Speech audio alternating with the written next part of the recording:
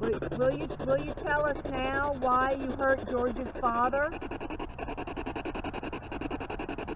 Will you tell us now?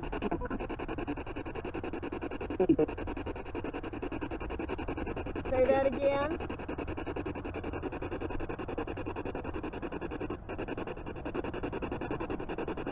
That was a hateful. That was a hateful man responding. I thought it said head.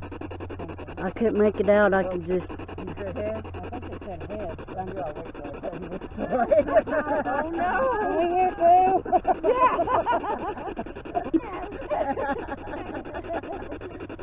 too? Ginger's getting responses as Ginger laughing and talking, and he's saying no. He doesn't want her to tell the story. Bothering you, William?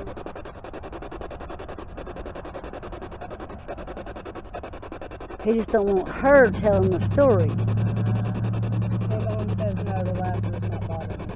Okay, thank you, William. So, do you want me to tell your story? Hell no. That's what it Sounded like to me. Hell no. Yep. Okay. Did the word head come across the speaker a minute ago?